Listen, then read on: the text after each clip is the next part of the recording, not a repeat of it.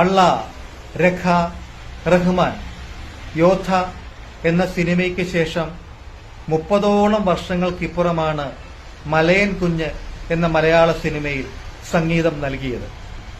മലയൻ കുഞ്ഞിന്റെ ചിത്രീകരണ വേളയിൽ മകേഷ് നാരായണനോ ഫഹദ് ഫാസിലിനോ ഇതൊരു സംഗീത പ്രാധാന്യമുള്ള സിനിമയാണെന്ന് തോന്നലില്ലായിരുന്നു.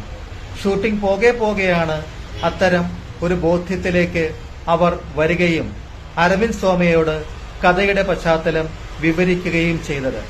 അദ്ദേഹമാണ് റഹ്മാന്റെ പേര് നിർദ്ദേശിച്ചതും സിനിമ റഹ്മാനെ കാണിക്കാൻ പ്രേരിപ്പിക്കുകയും ചെയ്തത്.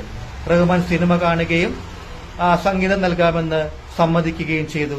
ബാക്ക്ഗ്രൗണ്ട് സ്കോറാണ് ഇവർ ആദ്യം ആവശ്യപ്പെട്ടതെങ്കിലും അദ്ദേഹം ഇമ്പമുള്ള ഗാനങ്ങളും കമ്പോസ് ചെയ്ത് നൽകുകയുണ്ടായി. അതിലെ ചോലപ്പെണ്ണെ എന്ന് തുടങ്ങുന്ന ഗാനം കേട്ടിട്ട് വർഷങ്ങൾക്ക് ശേഷം മലയാള തനിമയുള്ള കേരളത്തിന്റെ ഗുണമുള്ള ഒരു പാട്ട് കേട്ടു എന്ന് പലരും അഭിപ്രായപ്പെടുക പോലുമുണ്ടായി.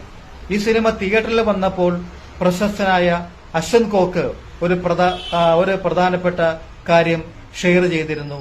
അദ്ദേഹം സിനിമ തിയേറ്ററിൽ കണ്ടുകൊണ്ടിരുന്നപ്പോൾ മലയൻ കുഞ്ഞിന്റെ പശ്ചാത്തല സംഗീതം കേട്ടിട്ട് ജനങ്ങൾ നിർത്താതെ കൈയടിച്ച കാര്യം അദ്ദേഹം പരാമർശിക്കുകയുണ്ടായി.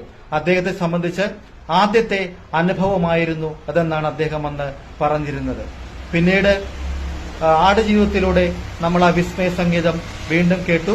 അതിലെ പശ്ചാത്തല സംഗീതം കേട്ടിട്ട് സാക്ഷാൽ പൃഥ്വിരാജ് തന്നെ റഹ്മാനോട് ഇങ്ങനെ പറഞ്ഞത്രേ, ഇതിലെ പശ്ചാത്തല സംഗീതം കുറച്ച് നേരത്തെ എനിക്ക് കിട്ടിയിരുന്നെങ്കിൽ ആടുജീവിതം എന്ന സിനിമയിലെ സുപ്രധാനമായ പല രംഗങ്ങളിലെയും അഭിനയത്തെ കുറെ കൂടെ മെച്ചപ്പെടുത്താൻ എനിക്ക് സാധിച്ചേനെ എന്നാണ് പൃഥ്വിരാജ് അഭിപ്രായപ്പെട്ടത്. ഇതെല്ലാം ഞാൻ പറയാൻ കാരണം മറ്റൊന്നുമല്ല, നാളെ ഒരു അത്ഭുത സിനിമ പ്രദർശനത്തിന് തയ്യാറെടുക്കുകയാണ്.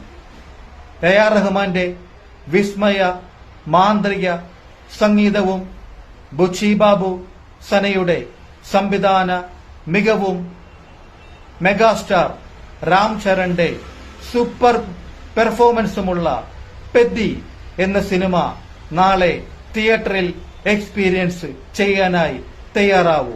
നിർത്തുന്ന പ്രൊസസോൺ ചാനൽ സബ്സ്ക്രൈബ് ചെയ്യണേ എന്ന റിക്വസ്റ്റ്.